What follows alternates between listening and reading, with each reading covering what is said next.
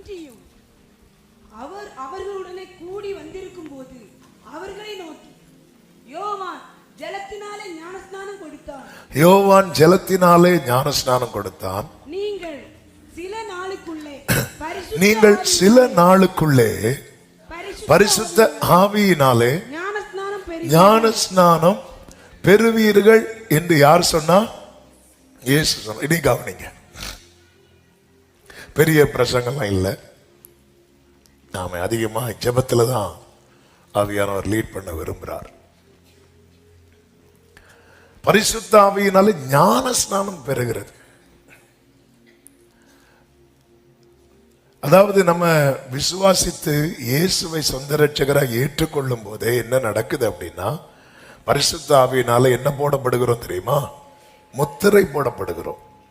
எபேசியர் 1:13 அது சொல்லப்பட்டிருக்கிறது. அந்த வசனத்தையும் வாசியுங்கள். நீங்களும் உங்கள் ரட்சிப்பின் சுவிசேஷமாகிய சத்திய வசனத்தை கேட்டு விசுவாசிகள் ஆனபோது வாக்குத்தத்தம் பண்ணப்பட்ட பரிசுத்த ஆவியால் அவருக்குள் முத்திரை போடப்பட்டீர்கள். ஆமென். அப்போ விசுவாசித்து இயேசுவை ஏற்றுக்கொண்டு விசுவாசிகள் ஆகும்போது நம்ம எல்லாம் என்ன விழுந்துட்டு, அப்போ ஆவியானவருடைய கிரியை இல்லாம ரட்சிப்பே கிடையாது. அவளை ரட்சிக்கப்பட்டு ஞானஸ்நானம் பெறட்டும், அதுக்கப்புறம் இல்லை. பரலோக திரியேக தேவன் பிதா, வார்த்தை, பரிசுத்த ஆவி என்பவர்களை மூவரும் ஒன்றாக இருக்கிறார்கள். பிதாவின் சித்தம், ஆவியானவருடைய அசைவாடுதல், இயேசு கிறிஸ்துவினுடைய மீட்பு, கிருபை. இதனாலதான் ஒரு மனுஷன் ரட்சிக்கப்படுகிறான். இயேசுவை சொந்த ரட்சகராக ஏற்றுக்கொள்ளும் போது அவங்க மேல அந்த முத்திரை விழுகிறது. ஆனால் பரிசுத்த ஆவியின் ஞானஸ்நானம் என்பது ஆண்டவர் தெளிவாக வேதத்தில் காண்பித்திருக்கிறார். என்ன? விசுவாசம் உள்ளவனாகி ஞான ஸ்நானம் பெறுகிறவன் எவனோ அவன் ரட்சிக்கப்படுவான். யோவான் ஸ்நானன் சொல்லுகிறார் மத்தேயு 3:11, மனம் திரும்புதலுக்கென்று நான் ஜலத்தினாலே உங்களுக்கு என்ன கொடுக்கிறேன்? ஞான ஸ்நானம் கொடுக்கிறேன். எனக்கு பின் வருகிறவரோ என்னிலும் வல்லவராய் இருக்கிறார். அவருடைய பாதரட்சைகளை சுமக்கிறதற்கு நான் பாத்திரவான் அல்ல.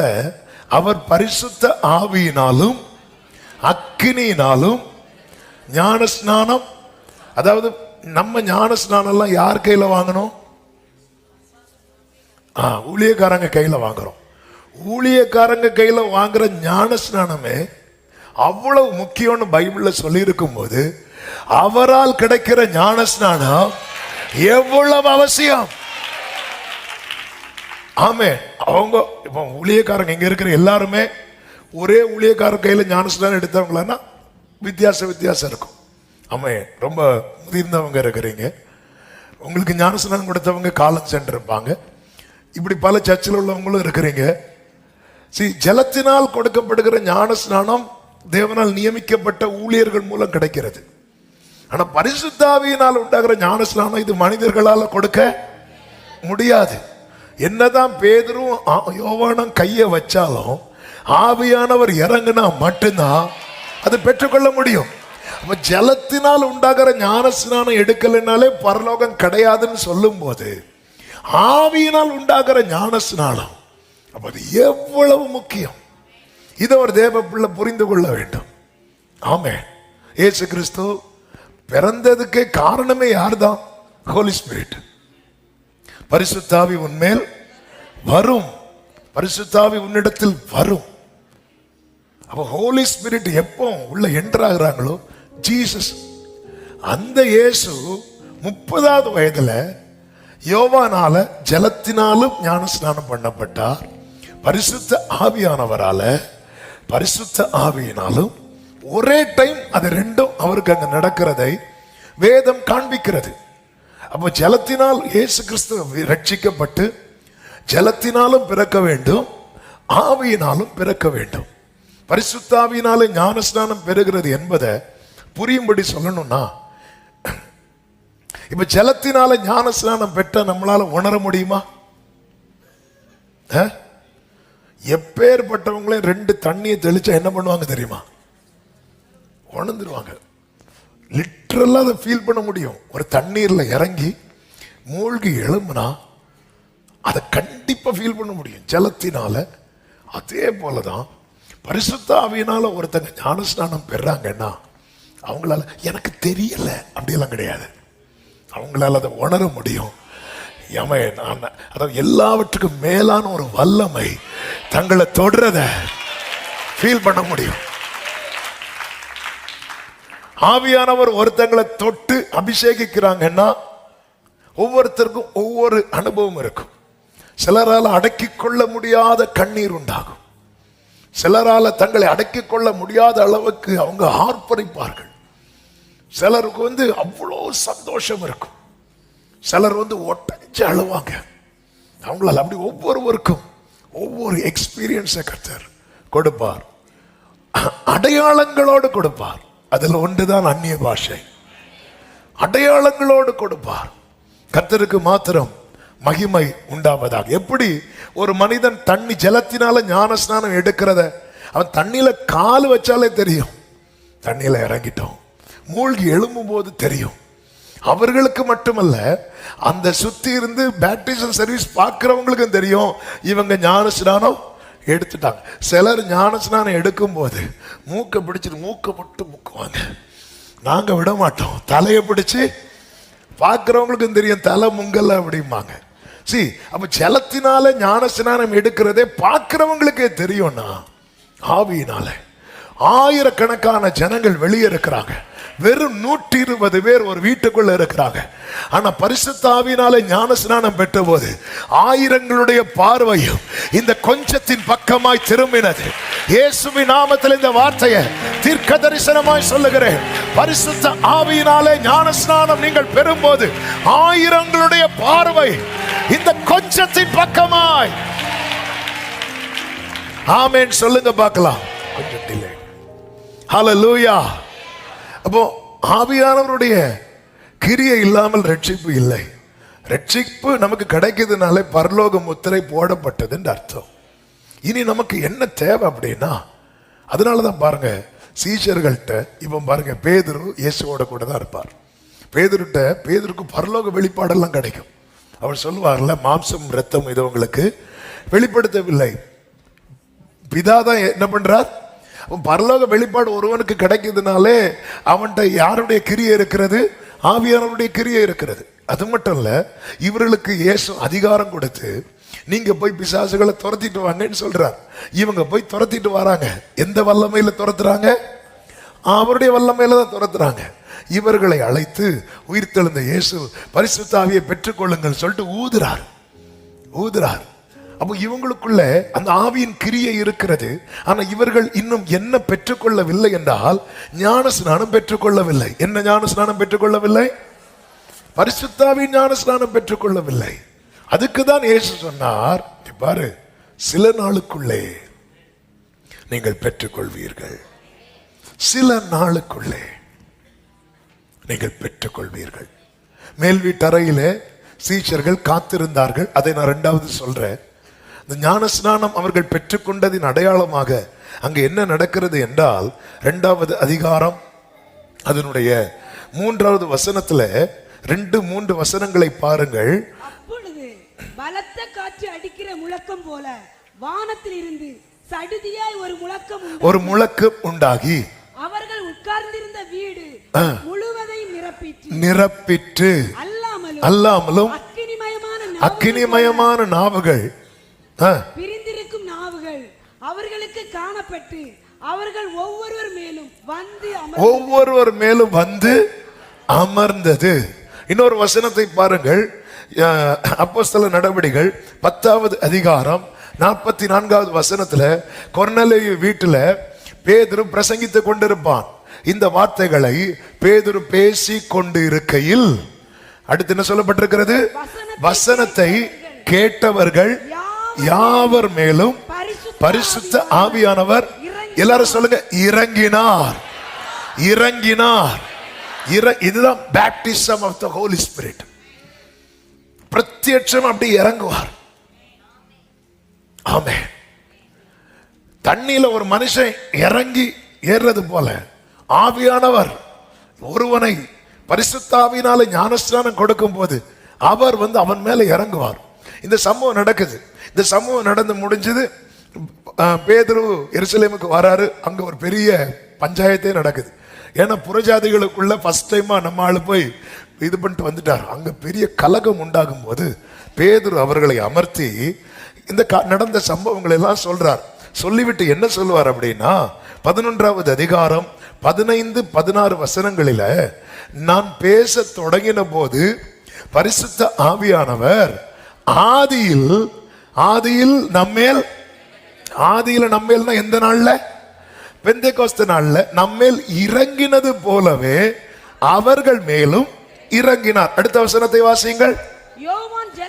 யோவான் ஜலத்தினாலே ஞானஸ்நானம் கொடுத்தான், நீங்களோ பரிசுத்த ஆவியினாலே ஞானஸ்நானம் பெறுவீர்கள் என்று கர்த்தர் சொன்ன வார்த்தையை அப்பொழுது பரிசுத்த ஆவியினால் ஞானஸ்நானம் என்பது என்ன தெரியுமா? பிரத்யட்சமாய் ஆவியானவர் நம்மேல வந்து இறங்குறது. ஆமென், ஹல்லேலூயா. இதை புரிந்து கொள்ள வேண்டும். ஒரு ஞானஸ்நானம் எடுக்கிறதுக்கு நம்ம ஆயத்தமாகும். அப்படி போற வழியில திடீர்னு தண்ணியில எல்லாம் குதிக்க மாட்டோம். அதுக்கு ஆயத்தமாகும் இல்ல? கந்தாகி ராஜஸ்திரி மந்திரி எப்படி ஆயத்தமானான்? பிலிப்புவை தன்னோடு கூட சேர்த்து கொண்டு பிலிப்பு சொல்வதை கேட்கும் மனநிலைமைக்கு இவர் வரார். அதுக்கு முன்னாடி பைபிளை படிச்சுட்டே இருக்கிறார். இவர் ஒரு மந்திரி, பிலிப்பு ஒரு சீஷன். பிலிப்புக்கு இவருக்கு எந்த சம்பந்தம் கிடையாது. ஆனா அவனுக்கு இந்த சத்தியம் தெரியும்னு தெரிஞ்சதும் அவன் ஜாதி என்ன, அவன் கோத்திரம் என்ன, அவன் எந்த ஊரு, எதுவுமே கேட்கல. இவனுக்கு அந்த சத்தியத்தை அறிய வேண்டும் என்ற வாஞ்சை அவனை தன் ரத்தத்தோடு கூட சேர்த்து கொள்ளுகிறான். தன் பக்கத்துல உட்கார வைக்கிறான். அவன் எப்படிப்பட்ட ஒரு மனநிலைமைக்குள்ளே வந்துட்டான் பாருங்கள். தாழ்மை உள்ளவனுக்கு கர்த்தர் கிருபை கொடுக்கிறார். இதெல்லாம் எதுக்குன்னா, ஜலத்தினால ஞானஸ்நானம் எடுக்கிறதுக்கு. அது ரொம்ப முக்கியம். அது எவ்வளவு முக்கியமோ அதே போல இந்த ஃபர்ஸ்ட் டேல இன்னொரு வேர்டு தான், சாட்டர்டேல இன்னொரு வேர்டு ஆண்டவர் மெடிடேட் பண்ண வைத்துட்டு இருந்தார். அதெல்லாம் டைப் பண்ணி வச்சிருந்தேன். ஆனா நேற்று ஜெபிக்கும் போது ஆவியானவர் இதை அப்படியே காண்பித்து கொடுக்கிறார். இதுதான் இன்னைக்கு பேசணும் அப்படின்னு. அப்ப தண்ணீர்ல உண்டாகிற ஞானஸ்நானம் எடுக்காதவனுக்கே பரலோகம் இல்லைன்னா ஆவியினால. ஆமென். ஜலத்தினால் ஞானஸ்நானம் பெறும்போது தகுதி பெறுகிறோம். ஆவியினால் ஞானஸ்நானம் பெறும்போது ஜெயம் பெறுகிறோம். ஆமென். எக்ஸாம் எழுத எல்லாருக்கும் தகுதி இருக்கும். ஆனா ஜெயிக்கிறவங்க தகுதி பெற்ற எல்லாரும் ஜெயிக்க மாட்டாங்க. இது ரொம்ப முக்கியம். அவன் தன்னை தாழ்த்துகிறான். அவர் மந்திரி. அதெல்லாம் இப்போதைக்கு இவர் தான் பெரிய ஆள். யார் பெரிய ஆளு? வசனம் தெரிஞ்ச ஆளு தான் பெரிய ஆளு. சொல்றாரு. அவன் பேசிட்டே வர்றார். அவன் என்ன வாசித்தானோ அதை கேட்க ஆரம்பிக்கிறான், அதை புரிந்து கொள்ள ஆரம்பிக்கிறான். இப்பொழுது அவன் கண்கள் யாரை பார்க்குதுன்னா ஜீசஸை பார்க்குது. அப்படியே தண்ணீர் கிட்ட ரதம் வரும்போது, இதோ தண்ணீர் இருக்கிறதே, நான் ஞானஸ்நானம் பெற தடை என்ன கேட்கும்போது, நீ முழு இருதயத்தோடு விசுவாசித்தால்.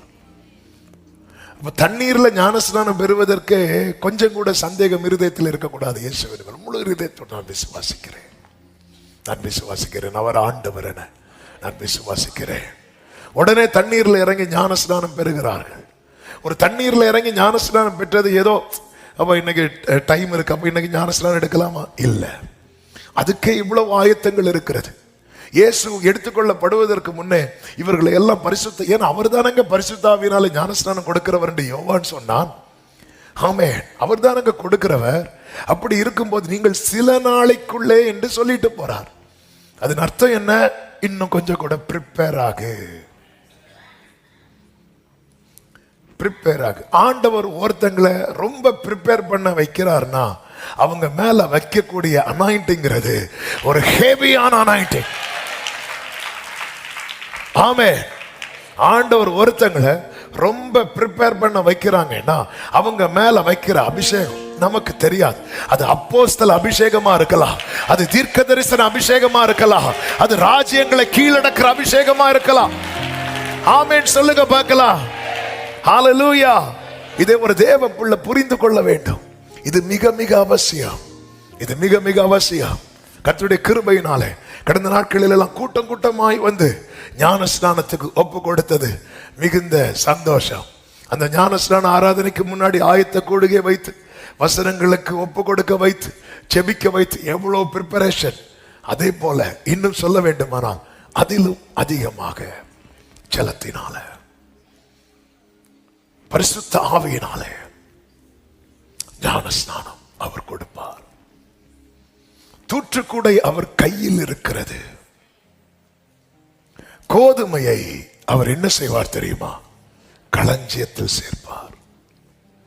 பதரையோ அக்கினியினாலே சுட்டரிப்பார் என்று மத்தேயு சுவிசேஷம் 3வது அதிகாரத்தின் 12வது வசனத்திலே சொல்லப்பட்டிருக்கிறதை பார்க்க முடியும். அப்போ அதுக்கு முன்னாடி சொல்றாரு, பரிசுத்த ஆவியினாலும் அக்கினியினாலும் ஞான ஸ்நானம் கொடுப்பார். அக்கினி 2 அடையாளத்தை காண்பிக்கிறது. ஒன்று சுத்திகரிக்கிறதற்கு, இன்னொன்று சுட்டரிக்கிறதற்கு. இங்கே அக்கினி என்று சொல்லிவிட்டு, அவன் பரிசுத்தாவி என்று சொல்லிவிட்டு கோதுமையை சொல்றாரு. அக்கினின்னு சொல்லிட்டு அடுத்து என்ன சொல்றார் தெரியுமா? பதரை சொல்றார். 13வது வசனத்தை பாருங்கள். 12 தானே? தூற்றுக்கூடை அவர் கையில் இருக்கிறது. அவர் தமது களத்தை நன்றாய் விளக்கி தமது கோதுமையை களஞ்சியத்தில், அவர் களஞ்சியத்தில் சேர்க்கிற கோதுமையா மாற நான் எதை பெற்றுக்கொள்ள வேண்டியது அவசியம் தெரியுமா? பரிசுத்த ஆவியின் அபிஷேகத்தை பெற்றுக்கொள்ள வேண்டியது. ஆமென் சொல்லுங்க பார்க்கலாம். நம்ம எல்லாம் முத்திரை பெற்றிருக்கிறோம். ரட்சிக்கப்படும் போதே இவன் இன்னாருடையவன். ஒரு பொருளை வாங்கும் போது பாத்தீங்கன்னா சீல் இருக்கும், சீல் இருக்கு. ஆமென், சீல் இருக்கு, முத்திரை இருக்கு. ரட்சிக்கப்படும் போதே அதிகாரம் இருக்கிறது, முத்திரை கத்தர் கொடுக்க. விசுவாசிக்கிறவர்கள் ஆன போது பரிசுத்த ஆவியினால் என்ன பெறப்பட்டோம்? முத்திரை. அந்த முத்திரையை போட்டார், இவன் பரலோகத்துக்குரியவன். ஆனா நம்ம ஜெயிக்கணும், லைஃப்ல ஜெயிக்கணும். அவர் அந்த களத்தை விளக்கும் போது நான் யாரா இருக்கக்கூடாது? சொல்லு, பக்கத்துல பார்த்து சொல்லுங்க, பதரா இருக்கக்கூடாது. ஆமா, அது பதறாதீங்க, பதரா இருக்கக்கூடாது. நான் யாராதான் இருக்கணும்? சத்தமா சொல்லுங்க, கோதுமையா இருக்கணும். கோதுமையா இருந்தீங்கன்னா கோதுமை மணி நிலத்தில் விழுந்து செத்தாலும் நல்ல கரங்களை சாட்டி. அப்போ இன்னைக்கு நான் ஒருவேளை பதரா இருக்கலாம், ஆனா பரிசுத்த ஆவியானவர் இந்த பதரை யாரா மாத்துவார் தெரியுமா? கோதுமையா மாத்துவார். அவர் களத்தை விளக்கும் போது சாத்தான் நம்மளை எரிக்கலான்னு பிளான் பண்ணிட்டு இருந்திருப்பான். ஆனா பார்த்தா கோதுமையாய், கோதுமையாய், எஸ், கர்த்தர் மாற்றுகிறார். ஓ, சீமோன் என்கிற நாணலை ஆமென் பாறையாய் பேதுருவாய் மாற்றினவர். Baptism of the Holy Spirit மிக மிக அவசியம். அவர் இறங்குறது அபிஷேகம் பெற்றவங்கள்ட்ட கேட்டா, ஆமா, இங்க அநேகர் இருக்கிறீங்க. மேக்சிமம் நான் நினைக்கிறேன் 80% பீப்புள் அபிஷேகம் பெற்றவங்க தான். அப்படி இருந்த ஏன் வந்திருக்காங்கன்னு பாக்குறீங்களா? இன்னும் நிரப்பப்பட, இன்னும் கணுக்கால் அளவில் இருந்து முழங்கால் அளவுக்கு, முழங்கால் அளவில் இருந்து இடுப்பு அளவுக்கு, இடுப்பு அளவில் இருந்து நீச்சல் ஆழம். ஆமே, ஹல்லேலூயா. இதை எக்ஸ்பீரியன்ஸ் பண்ண பண்ண இன்னும் போகணுங்கிற ஆசைதான் வருமே தவிர போதுங்கிற மனசு வராது. ஹல்லேலூயா. கர்த்தருக்கு மாத்திரம் மகிமை உண்டாவதாக. ஆமென். அப்ப இது ரொம்ப ரொம்ப அவசியமானது, முக்கியமானது. இந்த பரிசுத்த ஆவியினாலே ஞான ஸ்நானம் பெற, ஆமென், இந்த அப்போஸ்தலர் 1வது அதிகாரத்திலே ஒரு 5 காரியங்கள் இந்த சில நாளைக்குள்ளே என்று சொல்லப்பட்டிருக்கிறது. அப்போ தேவன் நம்மை ப்ரிப்பேர் பண்ணுகிறார். நாம் ப்ரிப்பேர் ஆக ஒரு 5 காரியங்களை இதை 1வது அதிகாரத்திலிருந்து சொல்லி நம்ம கொஞ்ச நேரம் செபிக்க போகிறோம். எதுக்கு ஜெபம் பண்ண போறோம்னா, என்னை ப்ரிப்பேர் பண்ணுங்க ஆண்டவர்.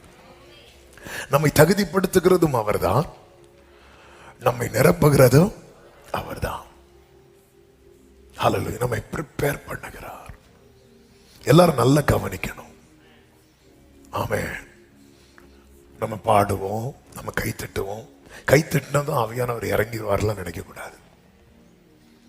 கை தட்டும் போது இறங்குவார், ஆனா கை தட்டினதுனால இறங்குவார்னு நினைக்க கூடாது. நான் சொல்றது புரியுதுல்ல உங்களுக்கு? ஸ்பீடா பாடணும்னா ஆண்டவர் இறங்கிடுவார் நினைக்க கூடாது. பாடும்போது இறங்குவார், ஆனா பாடினதுனால அப்படி நினைக்க கூடாது. ஏன்னா ப்ரிப்பேர் ஆயிட்டேன்னு தெரிஞ்சிட்டுனா, அதுக்கு தான் பாடுறது, செபிக்கிறது எல்லாமே அந்த ப்ராசஸ் நடக்கிறதுக்காக தான். இவன் ரெடி ஆயிட்டான்னு தெரிஞ்சிட்டுனா தாமதிக்கவே மாட்டார். அவர் என்ன பண்ணுவார் தெரியுமா? ஊற்று வேண்டார். ஆமென். சோ அதுதான் ரொம்ப முக்கியம். அதுக்கு தான் வர்ஷிப் பண்றவங்க, நடத்துறவங்க ஜெபத்தில் நடத்துவாங்க, வர்ஷிப்பில் நடத்துவாங்க, பாட்டு பாடுவாங்க. அந்த பாடல திரும்ப, ஏன்னா அந்த சிந்தைகள் சிதறடிக்க கூடாது, நம்ம தகுதி ஆகணும். இதை புரிஞ்சுக்கணும். நல்ல கைத்தட்டினாதான் ஆவியா, அப்படி கிடையாது. இதெல்லாம் நம்மளை தகுதிப்படுத்துறதுக்காக, அதாவது சிந்தைகள் சிதறடிக்கப்படாது இருக்க. அதே நேரத்தில் கைத்தட்டும் போது இறங்குவார், பாட்டு பாடும் போது இறங்குவார், ஏசப்பான்னு சத்தமிட்டு கூப்பிடும் போது இறங்குவார். ஆமென். ஒவ்வொருவரும் நிரப்பப்படுகிற நம்ம ஒவ்வொரு பாடல் வேளையில நிரப்பப்பட்டவங்க கை தூக்க சொன்னா ஒரு கூட்டங்கிறது எழும்புவாங்க. மௌனமா ஜெபிச்சுட்டு இருக்கும் போது நிரப்பப்பட்டவங்க சொன்னா ஒரு கூட்டம் எழும்புவாங்க. வசனம் கேட்டு கொண்டிருக்கும் போதே நிரப்பப்பட்டவங்க கேட்டா ஒரு கூட்டம் எழும்புவாங்க. அப்போ ஒவ்வொருத்தர இது தகுதி ஆயிட்டுன்னு தெரிஞ்சுட்டு வைங்களேன், தூக்கிடுவார். ஆட்டு தொழுவத்திலிருந்து தாவீதை என்ன செய்தார்னு பைபிள்ல இருக்கு தெரியுமா? எடுத்தார்ன்னு இருக்கும், எடுத்தார்ன்னு இருக்கும், கொண்டு வந்துட்டார், ஊத்திட்டார். கர்த்தருக்கு மகிமை உண்டாவதாக. ஆமென். எத்தனை பேர் நம்புறீங்க என்னை தகுதிப்படுத்தி கர்த்தர் நிரப்ப போகிறார்? சத்தம் ஆமென் சொல்லுங்க பார்க்கலாம். 5 காரியங்களை வேகமாய் சொல்லுகிறேன். 1, அதை அப்போஸ்தலர் 1வது அதிகாரத்தின் 4வது வசனத்தை ஒரு விசை கூட வாசியுங்கள். அன்றியும் அவர் அவர்களுடனே கூடி வந்திருக்கும் போது, போதும். அவர் அவர்களுடனே கூடி, அவர்களுடனே அவர். இதை நம்ம கன்ஃபார்ம் பண்ணிக்கணும். ஜீசஸ் இல்லாம ஹோலி ஸ்பிரிட் இல்லை. இயேசு இல்லாம ஆவியானவர் ஒண்ணுமே பண்ண மாட்டார். யோவான் 7:39 என்ன சொல்லப்பட்டிருக்கிறது? தம்மை விசுவாசிக்கிறவர்கள் அடைய போகிற ஆவியை குறித்து இப்படி சொன்னார். அடுத்து என்ன சொல்லப்பட்டிருக்கிறது? இயேசு இன்னும் மகிமைப்படாதிருந்தபடியினால் பரிசுத்த ஆவி இன்னும் அருளப்படவில்லை. பிராமிஸ் என்ன? வாக்குத்தத்தம் என்ன?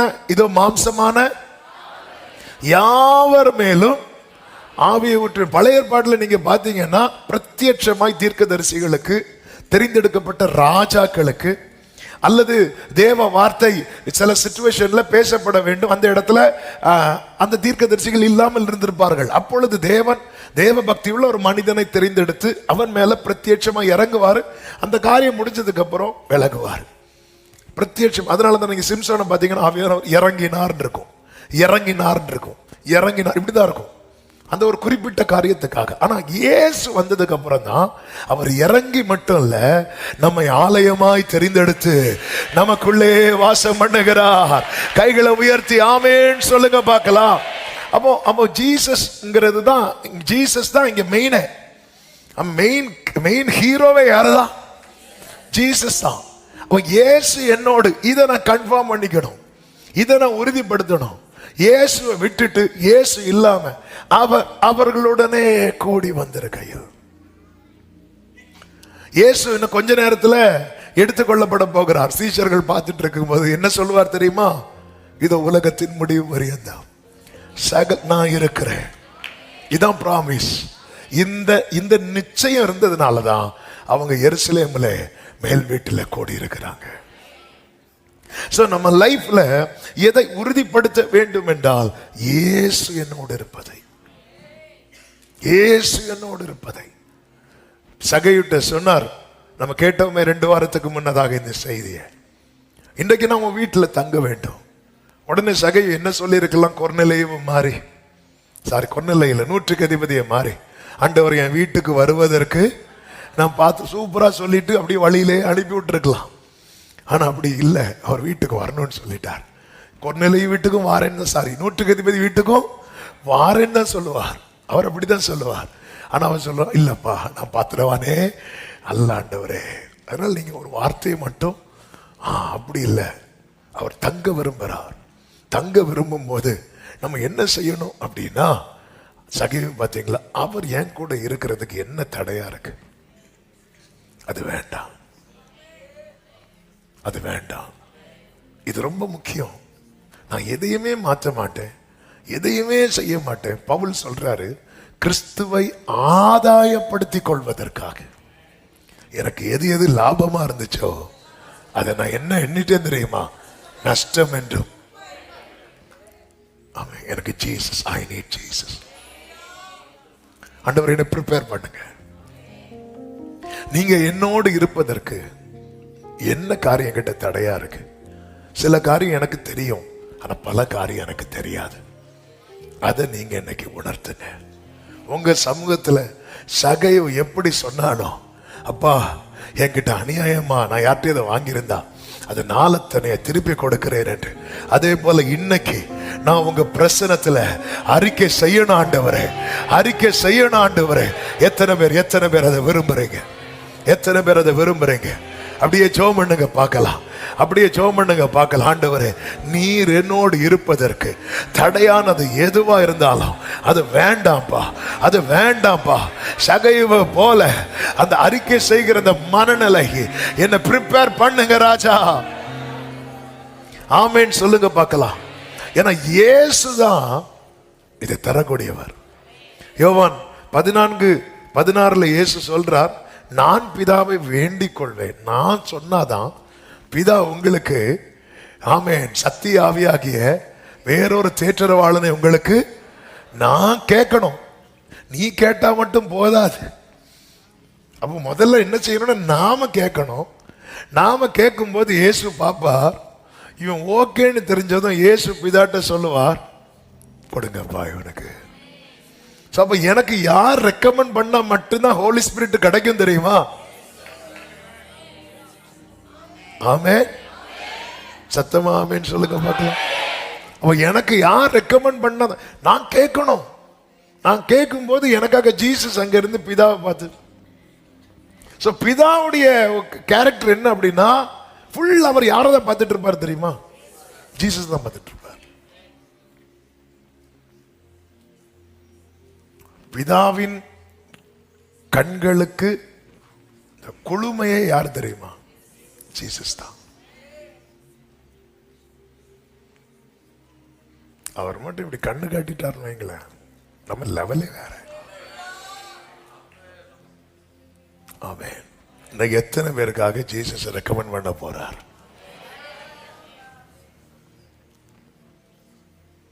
ஜீசஸ் தான் பிரிட்ஜ். ஜீசஸ் தான் பிரிட்ஜ். இப்படி சிலுவை இப்படி இப்படி இப்படி இப்படி நின்னார்ல, அவர் எல்லாம் இழந்து நின்னது மாதிரி உலகத்துக்கு தெரியும், தேவ பிள்ளைக்கு தான் தெரியும். எனக்கும் பரலோகத்துக்கும் இடையில ஒரு பெரிய பாலம். அவர் வேண்டிக் நான் பிதாவை வேண்டிக் கொள்வேன், அப்பொழுது என்றென்றைக்கும் உங்களுடனே கூட இருக்கும் படிக்கு சத்திய ஆவியாகிய வேறொரு. அப்ப இந்த காரியம் தெளிவா தெரியுதுல்ல. நிறைய பேர் என்ன சொல்லிட்டு இருக்காங்க தெரியுமா? இயேசுதான் இங்க இருந்து போயிட்டு அங்க இருந்து எதா வராரு? ஆவிய இந்த உலகத்துல சொல்லுவாங்க தெரியுமா? சிலர் மறிச்சிட்டு அதுக்கப்புறம் எப்படி வராங்க? அப்படி இல்லை, வேறொரு பர்சன், அனதர் பர்சன். ஆனா ஒரே தன்மையுடையவர். இவ்வளவு பிரிச்சு பார்க்க முடியாது. இதை வந்து எக்ஸ்பிளைன் பண்ணா இதை எக்ஸ்பிளைன் பண்ண முடியாது, அவ்வளவுதான். இது பரலோகம் தான் கிருபை தந்து நம்மளை புரியும். நமக்கு இதை அதாவது கிருபை, சில காரியத்தை பைபிள்ல ரொம்ப எக்ஸ்பிளைன் பண்ண முடியும். இது ஆண்டவர்னு சொல்லலாம், இதுதான் ஆண்டவர்னு சொல்ல முடியாது. நீங்க இன்னும் பார்த்தா இன்னும் போயிட்டே தான் இருப்பாரு. அவருடைய மகத்துவம், அவருடைய வல்லமை என்பது நம்மளால நமக்கு நிறைய, அதான் பேதுருவே சொல்றாரு, நிறைய காரியம் நமக்கு பரலது போனாதான் தெரியும். ஆமே, அங்க போய் ஹல்லேலூயா, அங்க போய் தான் நிறைய காரியமே கேட்க போறோம். பவுல் எழுதுன நிறைய காரியம் எனக்கே புரியல அப்படிங்கிறாரு. அவர் ரொம்ப எழுதிட்டாரு. நம்ம அங்க போய் கேட்கலாம். ஆமே, நிறைய காரியம் புரியல, அங்க போய் கேட்கலாம். ஆமே, நான் எதனாலதான் மோசே முகமுகமா பேசினதுக்கு அப்புறம் ஆண்டவர் என்ன கேட்கிறாருன்னா, இன்னும் அறியணும், இன்னும் எங்களுக்கு அந்த உண்மை அறிவதற்கு. இது ரொம்ப முக்கியம் சபையே. அப்ப ஆண்டவரோடு வேறொரு தேற்றரவாளன், ஹோலி ஸ்பிரிட். எனவே இந்த துருபதேசத்துக்களை நீங்க தயவு செய்து இடம் கொடுக்காதீங்க. அது வந்து சில சொல்லுவாங்க அது வெறும் ஆவின்னு. அட பாவி, அவர் வந்து திரியேக, அவர் ஒரு பர்சன். அதனாலதான் மீட்கப்படும் நாளுக்கென்று முத்திரையாக பெற்ற பரிசுத்த ஆவி என்னப்படுத்தாதீங்க. ஒரு துக்கம் ஒரு பர்சனுக்கு தானங்க உண்டாகும், ஒரு பர்சனுக்கு தானே உண்டாகும். ஆமே, நீங்க அடுப்புல தண்ணி வைக்கிறீங்க, இந்த ஆவி பறந்து போகுது, அதை போய் துக்கப்படுத்துங்க. துக்கப்படுத்துவோமா? உன்னை எனக்கு பிடிக்காது, உடனே அது ஆவி பார்த்து என்ன ரொம்ப அது வேற இது வேற, இவருக்கு மாம்சம் இல்லை. இயேசு மாம்சமா வந்தார், இவர் என்னை தெரிந்தெடுத்திருக்கிறார் ஆலயமா. சோ நம்ம ஜீசஸை எப்படி ரெஸ்பெக்ட் பண்றோமோ, ஆனர் பண்றோமோ, வர்ஷிப் பண்றோமோ, அப்படியே நம்ம யாரை பார்க்கணும் அப்படின்னா ஹோலி ஸ்பிரிட். இயேசு மாம்சமா வந்ததுனால நமக்கு தெரியுது. நிறைய பேர் இயேசுங்கிற கற்பனையில நிறைய வரைகிறாங்கல்ல. ஹோலி ஸ்பிரிட்டை யாராவது வரைகிறாங்களா? கூடி போனா எதை வரைவாங்க? புறா வரைவாங்க, அப்புறம் அக்கினி வரைவாங்க. காற்றை வரைய முடியாது, காத்துல போக முடியும். வேற என்ன வரைவாங்க? வேற ஒன்றும் வரைய முடியும். ஏன்னா அவர் மாம்சமாக வரல. அவர் என்ன பண்ணார் அப்படின்னா, நீங்க பாருங்க பரலோக தேவனுடைய திட்டத்தை. இயேசு இந்த பூமியில மாம்சமாய் வந்து ஆவியானவர் அவர் மேல இறங்கி ஜெயிச்சுட்டு போனார். அப்போ மாம்சமான யாவர் மேல ஆவியை ஊட்டுவேங்கிறது எதுக்கு தெரியுமா? இயேசுவை போல ஜெயிக்க வைக்கிறதுக்கு. இப்ப ஆவியானவர் பிரத்யட்சமா இயேசு மாம்சத்தில் வெளிப்பட்டது போல இங்க வெளிப்பட்டார்னு நம்ம குருத்தோலை எடுத்துட மாட்டோம், கழுதையை கொண்டு வந்திருக்க மாட்டோம், கம்பளத்தை விரிச்சிருக்க மாட்டோம். அவர் நம்ம கூட தானே இருக்கிறாரு. ஏன் நம்ம அதை உணர மாட்டேங்கிறோம்? அவர் நமக்குள்ளதானே இருக்கிறார். ஆமா, எதுக்காக இது சொல்றேன்னா, ஆமேன் அப்படியெல்லாம் ஒன்றும் கிடையாதுன்னு சொல்றவங்க பெரிய பைபிள் ஸ்காலர்ஸே இருப்பாங்க. இல்லை இல்லை இல்லை, அந்த சத்தத்தை எல்லாம் கேட்டு உங்களை நீங்களே ஏமாற்றி கொள்ளாதிருங்கள். ஆமே. அப்போ இயேசுவோடு இருக்கணும், இயேசு உடன் இருப்பதை உறுதிப்படுத்திக் கொள்ளுங்கள். அவரை துதிக்கிற துதியை, ஒரு மனம் இருக்கிற இடத்துல கர்த்தர் இருக்கிறார். அவரை பிரியப்படுத்துகிற ஆராதனை, துதி, சுகந்த வாசனை முகர்ற இடத்துல இயேசு தான் காரணர். நான் பரிசுத்தாவியை பெற்றுக்கொள்ளணும்னா யாரு மனசு வைக்கணும்னா இயேசு மனசு வைக்கணும். கூட இருந்தாலும், சீஷர்கள் கூட இருந்தாலும் ஆண்டவர் சில நாளைக்குள்ளேன்னு சொல்லிட்டு போறார். எப்படி சொல்லிட்டு போறார்? நாம் போய் பிதாவை வேண்டிக் கொள்வேன். நீ என்ன பண்ணணும்? எருசலேமில் இருக்கணும். நான் அங்க போய் சொல்லும் போது நீ இங்க எப்படி இருக்குன்னு நான் பார்ப்பேன். ஆண்டவர் சமூகத்தில் இருந்து ஆயத்தமாகணும். இயேசுவோடு இருக்கிறது உறுதிப்படுத்திக் கொள்ளுங்க. 1வது அதிகாரம் அதனுடைய 3வது வசனத்திலே சொல்லப்பட்டிருக்கிறது, வாசியுங்கள். அவர் பாடுபட்ட பின்பு 40 நாளளவும் அப்போஸ்தலருக்கு தரிசனமாகி தேவனுடைய ராஜ்யத்துக்குரியவைகளை அவர்களுடனே பேசி. 40 days அவர் எதை பிரீச் பண்றார் தெரியுமா? கிங்டம் ஆஃப் காட பிரீச் பண்றார். தேவராஜ்யம், தேவனுடைய ராஜ்யம் என்ன? ரோமருக்கு எழுதின நிருபம் 14வது அதிகாரத்தில் இருக்கிறது அல்லவா? ரோமர் 14வது அதிகாரம். கர்த்தருக்கு மகிமை உண்டாவதாக. எந்த வசனம்? 17 வாசிங்க. தேவனுடைய ராஜ்யம் புசிப்பும் குடிப்பும் அல்ல, அது சொல்லுங்க, நீதியும் சமாதானமும் பரிசுத்த ஆவியினால் உண்டாகும். அப்போ எதை அவர் அதிகமா பிரீச் பண்றார் சீஷர்கள்ட்ட? தேவராஜ்யத்தை குறித்து. நம்ம எதை அதிகம் கேட்க விரும்பணும் தெரியுமா? மேலானதை குறித்து. ஆமென். ஆண்டவர் எல்லாவித காரியங்களையும் பேசுவார். ஆனா பரிசுத்த ஆவியினாலே ஞானஸ்நானம் பெற்றுக்கொள்ள விரும்புகிறவர்கள் எதை அதிகம் கேட்க விரும்ப வேண்டும் என்றால் அந்த மேலான அழியாததை குறித்து. மேலான உண்மையிலே பாருங்க, பொதுவாகவே நீங்க யூடியூபே பாருங்களேன். ஆமென். மேலான காரியத்தை குறித்து பேசப்படுகிற செய்தி போட்டுவிட்டு, ஆமென், இன்னொரு செய்தி, ஒரு தலைப்பு வருது. இதை நீங்க பார்த்தா இன்னைக்கே 100 மடங்கு ஆசீர்வாதம். எது வைரலாகும் தெரியுமா? தப்பு கிடையாது, எல்லா நன்மையும் பைபிள்ல இருக்கு. ஆனா நம்முடைய செவிகள் எதை அதிகம் கேட்க விரும்பணும் தெரியுமா? அந்த தேவராஜ்யத்தை குறித்து, ஹோலி ஸ்பிரிட்டை குறித்து.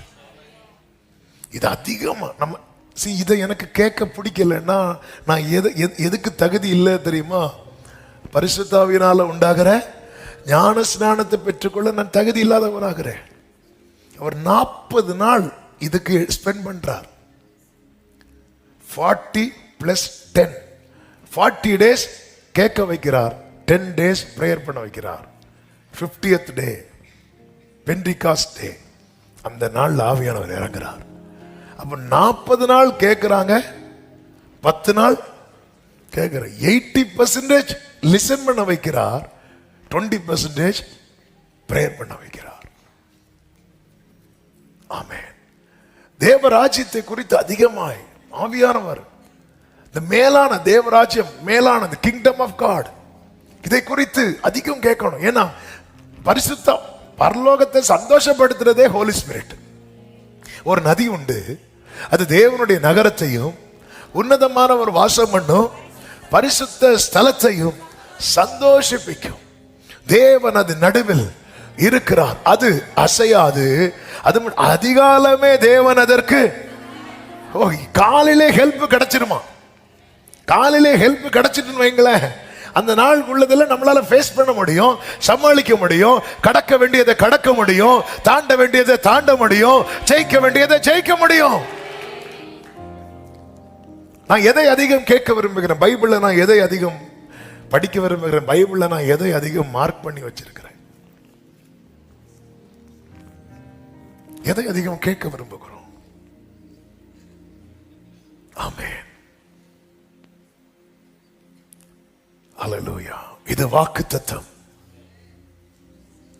40 நாள் சொல்றேன், இங்க பாரு, இதை நீ பெற்றுக்கொள்ளணும். அது பெற்றுக்கொள்ளும் வரைக்கும் நீ என்ன பண்ணணும்னா எருசலேம்ல இருக்கணும். ஆண்டவர் வந்து தேவராஜ்யத்தை குறித்தே பேசுகிறார். நம்ம இதை அதிகம் கேட்க, மேலானதை கிறிஸ்துவுடனே கூட நீங்கள் எழுந்தது உண்டானால் பூமிக்குரியவைகளை அல்ல, மேலானவைகளையே நாடுங்கள் என்று கொலோசியர் 3வது அதிகாரம் 1, 2, 3 வசனங்களிலே தெளிவாய் சொல்லப்பட்டிருக்கிறது. அன்பு சபை, அன்பு சகோதரா சகோதரி, ஏதோ கொஞ்ச நேரம் கூட்டத்தோடு 2 அந்நிய பாஷை எக்ஸ்ட்ரா பேசிட்டு போறதுக்கல்ல, இதனுடைய முக்கியத்துவத்தை இந்த முதல் நாள்ல கர்த்தர் பேச விரும்புகிற வார்த்தை, அவர் களத்தை விளக்கும் போது ஒருவரை கூட பதராய் அவர் பார்க்க கூடாது. அவர் கோதுமையாய் தான் பார்க்க வேண்டும். அதற்கு மிக மிக தேவை என்ன தெரியுமா? மனம் திரும்புதலுக்கு ஜலத்தினாலே ஞான ஸ்நானம் என்றால், அவர் களஞ்சியத்தில் சேரும் கோதுமை ஆகிறதற்கு பரிசுத்த ஆவியினாலே ஞான ஸ்நானம் அவசியம். தேவ ராஜ்யத்தை குறித்து வசனத்தை அதிகம் கேட்க வேண்டும். 3வது, பரிசுத்த ஆவியின் முக்கியத்துவத்தை உணர்ந்து கொள்ள வேண்டும். அவருடைய பிரீச்சிங்ல அவங்க அதை தான் அதிகமாக உணர்ந்து கொள்ளுகிறார்கள். 1:8 சொல்லப்பட்டிருக்கிறது, வாசியுங்கள். பரிசுத்த ஆவி உங்களிடத்தில் வரும்போது நீங்கள் பலன் அடைந்து. அப்போ என்ன? இப்போ இது வரைக்கும் உங்ககிட்ட என்ன இல்ல? பலன் இல்ல. எதுக்கு பலன் இல்ல? சாட்சியா நிக்கிறதுக்கு. சொல்லுங்க, நிக்கிறதுக்கு பலன் இல்ல. கத்தி எடுத்து வெட்ட பலன் இருக்கு. ஓகே, இரவு முழுவதும் 1 மணிக்கு தூங்க ஜெபிக்க முடியல பேதுருவுக்கு. ஆனா நைட்டு ஃபுல்லா விழித்திருக்கிறார். இயேசுக்கு என்ன நடக்கும்னு? அப்போ ஜெபிக்கிறதுக்கு என்ன இல்லை, ஆனா சும்மா விழித்திருக்கிறதுக்கு. இப்ப புரியுதா? 1 hour ஜெபம் பண்ண முடியல, 3 வாட்டி தூங்குறார். ஆனா அதே பேதுரு நைட்டு ஃபுல்லா விழித்திருந்து இயேசுக்கு என்ன ஆகுமோன்னு பார்க்க உட்கார்ந்து இருக்கிறான். அப்ப மற்ற காரியங்களுக்கெல்லாம் என்ன இருக்கு? பலன் இருக்கு. ஆனா 1 மணிக்கு ஜெபம் பண்றதுக்கு என்ன இல்லை? பலன் இல்ல. பலன் இல்ல. நிக்க முடியல. கர்த்தருக்கு அடுத்த காரியத்தில் நிக்க முடியல. மீதி எல்லாமே செய்ய பலன் இருக்கு. திருப்பி போட்டை ஓட்டுறதுக்கு பலன் இருக்கு. வலைய போடுறதுக்கு பலன் இருக்கு. 153 பெரிய மீன்களை பிடித்து அந்த வலையை கரையில இழுக்கிறதுக்கு பலன் இருக்கு. ஆனா சாட்சியா நிக்கிறதுக்கு பலன் இல்லை. நிக்கிறதுக்கு பலன் இல்லை. ஆமா, இந்த ஆத்மாவை வாழ வைக்கிறதுக்கு பலன் இல்லை. நித்தியத்தை நோக்கி நடக்கிறதுக்கு பலன் இல்லை. சத்துருவை முறியடிக்கிறதுக்கு பலன் இல்லை. ஒரு மணிக்கு ஒரு செவிக்கிறதுக்கு பலன் இல்லை. ஆண்டவர் இதனுடைய முக்கியத்துவத்தை சொல்லிக் கொடுக்கிறார். பரிசுத்த ஆவி உங்களிடத்தில் வரும்போது 30 வருஷம் இயேசு என்ன பண்ணிட்டு இருந்தாரெல்லாம் பைபிள்ல டீட்டெயிலா சொல்லப்படவில்லை. ஆனால் 12வது வயதுல அவர் பெற்றோருக்கு கீழ்ப்படிந்திருந்தார் சொல்லப்பட்டிருக்கிறது. அப்படின்னா கண்டிப்பா 30 வயசு வரை அவர் வீட்டுல பெற்றோர் சொல்லு கேட்டு இருந்திருப்பார். ஆனா எப்போ பரிசுத்த ஆவியானவர் வந்தாரோ அதன் பிறகு அவர் 40 டேஸ் ஜெபிக்க தனியா போறார். அப்படி எல்லாமே அதுக்கப்புறம் தான் எல்லாத்துக்குமே ஸ்ட்ரென்த் கிடைக்குது, பலன் கிடைக்கிறது. இந்த பலன் பரிசுத்தாவின் முக்கியத்துவத்தை புரிந்து கொள்ளணும். பலன் கிடைக்கிறது. பலன் மட்டும் கிடைக்கல, டோர்ஸ் ஓபன் ஆகுது. டோர்ஸ் ஓபன் ஆகும். உங்க மேல இருக்கிற அழைப்புக்கான வாசல்கள் திறக்கப்படும். பேதுருவே, நீ இப்ப எங்க இருக்கிற? நீ ஒரு அறை கதவை அடைத்து கொண்டிருக்கிற, 4 சுவருக்குள்ள இருக்கிற. ஆனா பரிசுத்த ஆவி உங்களிடத்தில் வரும்போது நீ நிக்க போறேன்னு தெரிஞ்சிட்டுனா, யூதேயாவுல, சமரியாவுல, எருசலேம்ல, பூமியின் கடைசி பரியந்தம் சத்தம் ஆமென் சொல்லுங்க பார்க்கலாம். டோர்ஸ் ஓபன் ஆகும். பேதுரு மேல அழைப்பு இருக்கிறது. கேபா என்கிற அழைப்பு, மனுஷரை பிடிக்கிற அழைப்பு இருக்கு. டோர் ஓபன் ஆகல. இருக்கிற கதவை இவங்களே அடைச்சிட்டு இருக்கிறாங்க. இன்னைக்கு நிறைய பேருக்கு எங்களால பயன்பட முடியலைங்கிறது ஒரு கூட்டத்தின் கவலை. இன்னொரு கூட்டத்தின் கவலை என்னன்னா, எங்களை யாரும் பயன்படுத்தலைங்கிறது இன்னொரு கூட்டத்தின் கவலை. ஆமென். ஊழியத்துக்கு 2007 கடைசியில் அர்ப்பணிச்சேன். ஆமென். அந்த டைம்லாம் பாட்டெல்லாம் ஆண்டவர் தர ஆரம்பிச்சார். பாட்டெல்லாம் தர ஆரம்பிச்சார். ஒரு சிடி போட்டதை நம்ம என்ன அப்படி நினைப்புன்னா, சிடி போட்டாச்சு, இனி நம்மளை அப்படியே வீட்டில இருந்து அப்படி தூக்கிட்டே போவாங்க ஒவ்வொரு இடத்துக்கு. எங்க ஜோம் பண்ணிட்டு இருக்கும்போது திடீர்னு போன் வரும். ஏசப்பா அழைப்பு வந்ததுக்காக நன்றி. எடுத்ததும் ஒழுங்கா ரீசார்ஜ் பண்ணி இல்லைன்னா கட் பண்ணிடுவேன். அவ்வளவுதான். இதுக்கு மேல போனும் வராது, ஒன்றும் வராது. ஆமென். இப்படி இருக்கும்போது இன்னொரு சம்பவம் நடந்து. ஒருத்தர் திடீர்னு போன் பண்ணி, பிரதர் நீங்க வந்து வர முடியுமா, இங்க ஒரு மீட்டிங். நானும் ஜெபத்தோட எங்க அப்பா கிட்ட போய் ஜெபெல்லாம் பண்ணிட்டு கீபோர்டெல்லாம் தூக்கிட்டு போறேன். அங்க போய் பார்த்தா அது ஒரு கட்சி போராட்டம். என் பேர்ல இன்னொருத்தர் சவுண்ட்ஸ் வச்சிருக்கிறாரு. அவர் நினைச்சு இவர் எனக்கு கூப்பிட்டாரு. வந்து பார்த்தா கீபோர்டோட இவன் எதுக்கு நிற்கிறான். அதில் நீங்க தானே கூப்பிட்டுங்க. உங்களையா கூப்பிட்டேன். சாரி தம்பி, நான் இன்னொரு பையனுக்கு இதே பேர் சவுண்ட்ஸ் வைக்கிறது கூப்பிட்டேன். அப்படியே பைக்கில் ஏற்றி என்னை வீட்டில் கொண்டு விட்டான். வீட்டில் கேட்குறாங்க, என்னாச்சு? லீடிங் இல்லை. இனி சொல்ல முடியுமா? இப்படி இதுதான் இதுதான். ஆனா ஆண்டவர் 8 வருஷம் உட்கார வச்சு நிரப்புனார் பாருங்க. அந்த ஒரு நிரப்பப்படும் போது நிக்க வச்சார். அதுக்கப்புறம் திறந்தாரு டோரு. இப்ப நான் வந்து வேண்டாம், இப்போ வர போனை எடுக்கிறதே கிடையாது. இதை நான் பெருமைக்காக சொல்லல, கர்த்தர் அறிவார். 8 வருஷம் யாராவது கூட மாட்டாங்களான்னு ஏங்கிட்டு இருந்த நாட்கள் உண்டு. டோர்ஸ் ஓபன் ஆகும். ஆமென். லட்சங்கள் உங்க முன்னாடி ஓடினாலும் உங்களுக்கான டோர் ஓபன் ஆகும்.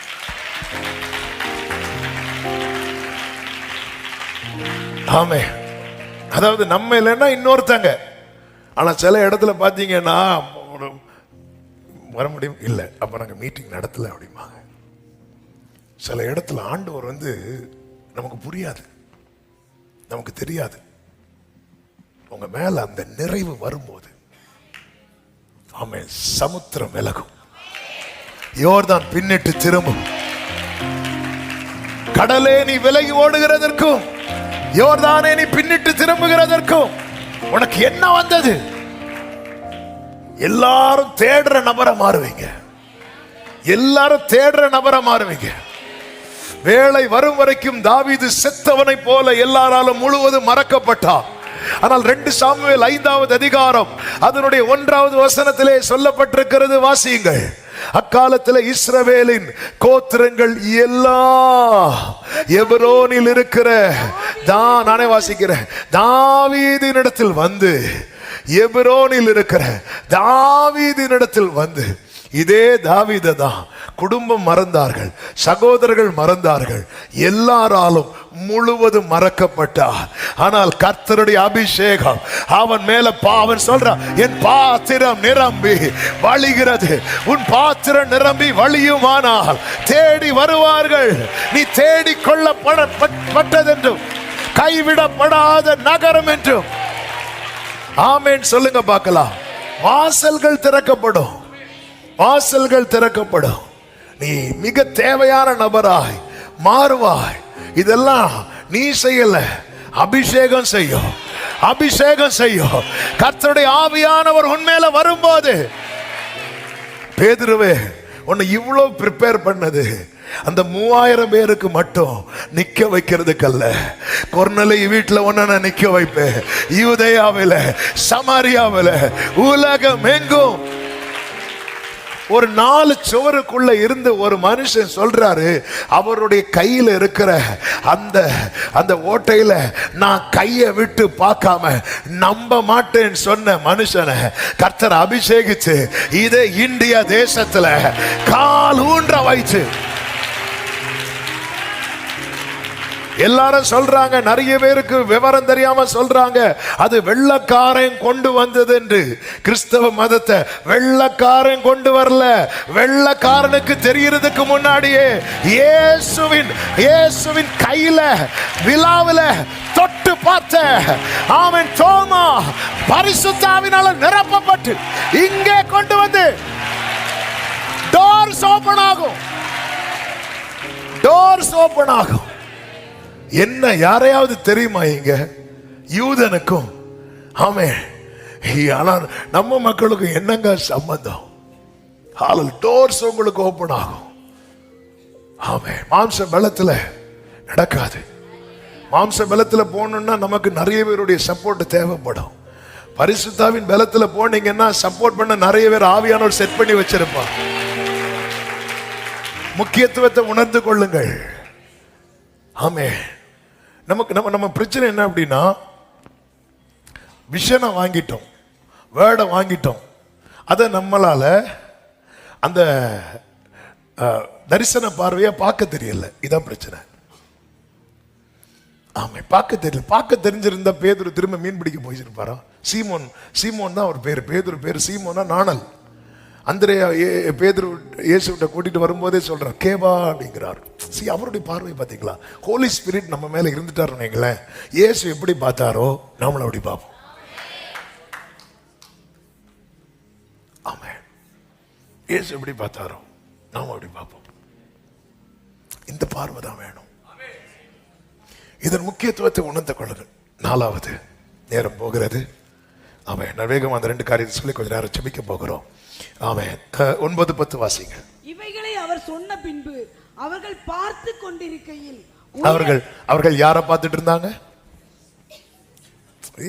டவுட்ல குயிக்கா அடிக்கண்டாமா? யாரை பார்த்துட்டு இருக்கிறாங்க? இவைகளை அவர் சொன்ன பின்பு அவர்கள் யாரதான் பார்த்துட்டு இருந்திருப்பாங்க? சத்தமா சொல்லுங்க, இன்னும் சத்தமா சொல்லுங்க. அப்படி பார்த்து கொண்டிருக்கையில் உயர அவர்கள் கண்களுக்கு மறைவாக ஒரு மேகம் அவரை எடுத்துக்கொண்டு, அடுத்து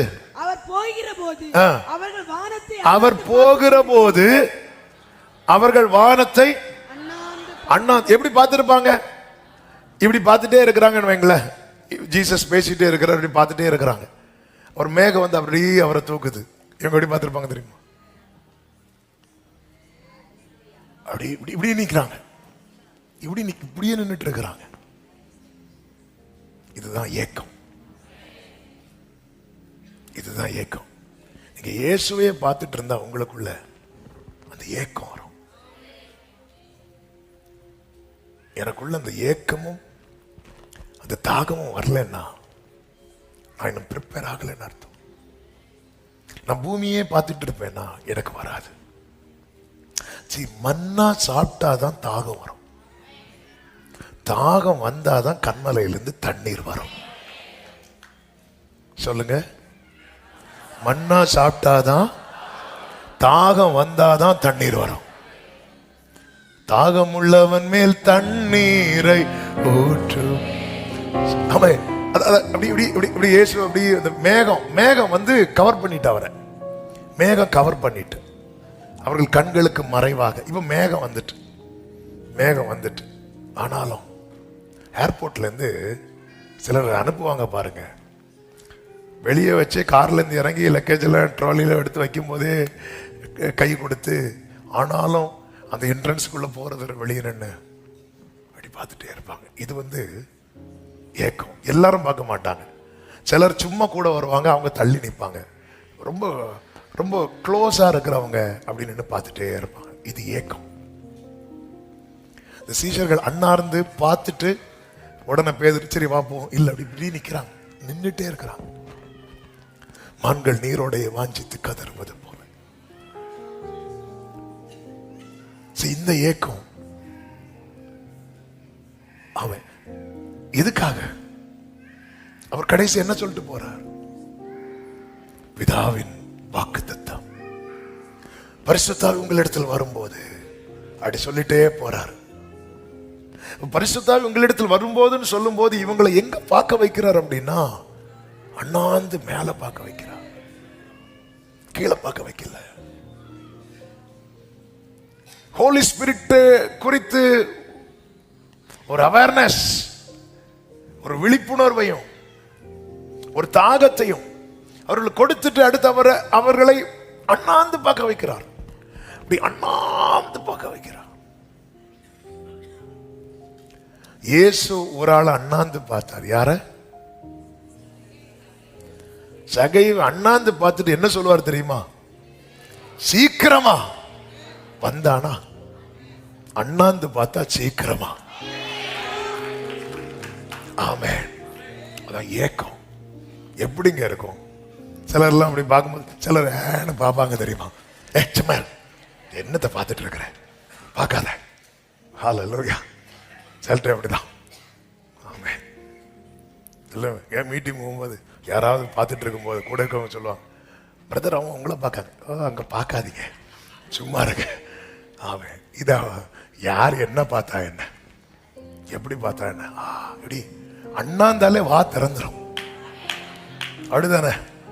அண்ணாந்து இந்த கோவிடுக்கு டெஸ்ட் எல்லாம் எடுத்தாங்கல்ல, என்ன பாரு திறந்தாங்கல்ல. அண்ணாந்து பார்த்தாலே, பேதுரு நீங்களும் அப்போஸ்தலர்கள், நீங்களும் அப்படி பார்க்க கூடாது, நீங்களும் இப்படிதான் நிக்கணும். எப்படி பார்த்துட்டே இருக்கிறான். அப்படி ஒருத்தங்க பார்க்கறாங்கன்னா அடுத்து என்ன நடந்து தெரியுமா? அவர்கள் அருகே. ஆமென். 10வது வசனத்துல, இதோ வெண்மையான வஸ்திரம் தரித்தவர்கள் 2 பேர் அவர்கள் அருகே. அவர்கள் அருகே. நேற்று இந்த வார்த்தையை இரவு நேரத்துல அப்படியே தியானித்த ஆண்டவர் பிரைஸ் பண்ணிட்டு இருக்கும் போது ஆண்டவர் சொன்னார், நீ அண்ணாந்து பார்த்தேன்னா உன் பக்கத்துல நான் தூதர்களை நிக்க வைப்பேன்.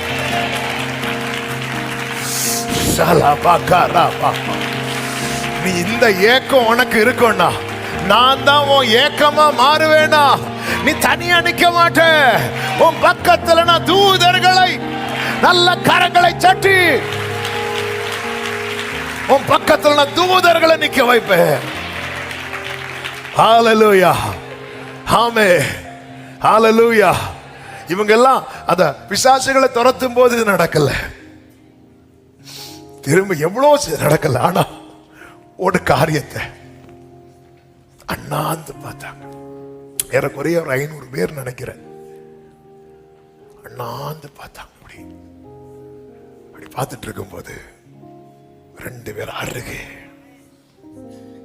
பக்கத்துல. நான் நம்புறேன் எனக்கு எத்தனை பேர் அண்ணாந்து பார்க்க போறீங்க. உங்க பக்கத்துல உங்களுக்கு ஒரு செய்தி தருவதற்காக கத்த நிறுத்துகிறார். ஓ ராபாக்கா பாலா சந்தனா மாகராலா. ஓ வர்ஷிப் பண்ணுங்க, வர்ஷிப் பண்ணுங்க, வர்ஷிப் பண்ணுங்க. ஓ ராமா பிரதனா மாகராமா ரிமல தடரா சந்தனலரா ஓரலபா கரபா சத்தரபரா. பிரியமானவர்களே, இதுதான் தாகம். இந்த தாகம் என்பது இந்த ஒரு காரியத்தை கண்டிப்பா சொல்லி ஆகணும்.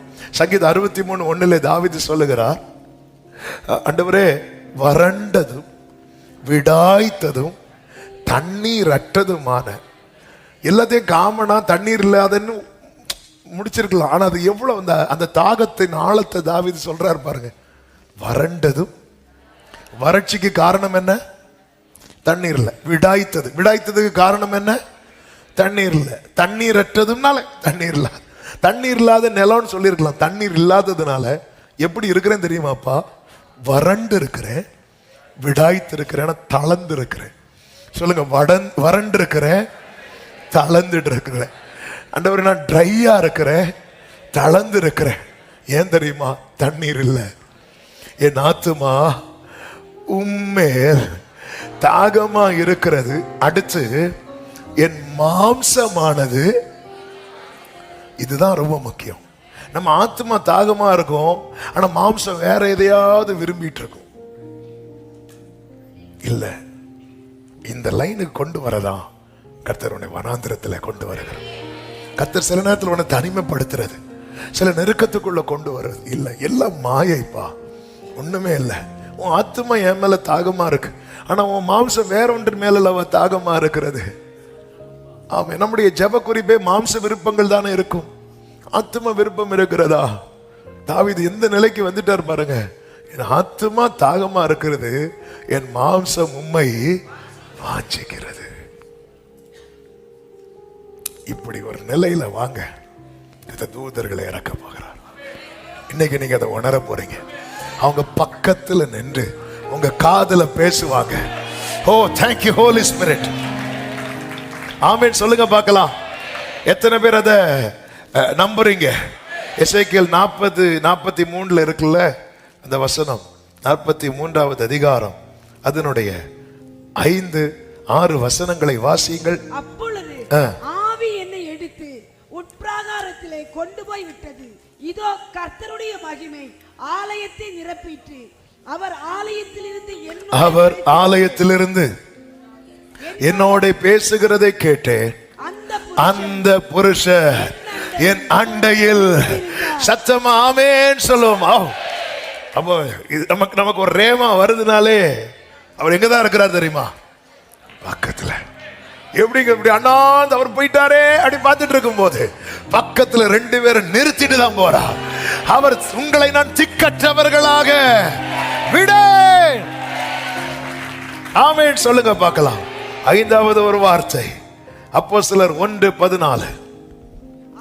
அங்கே இவர்கள் எருசலேமிலே ஒரு வீட்டுல கூடி இருக்கிறாங்க, நமக்கு தெரியும். அங்கே இவர்கள் எல்லாரும் ஸ்திரீகளோடும் மரியாளோடும் சகோதரரோடும் ஒருமனப்பட்டு ஜெபத்திலும்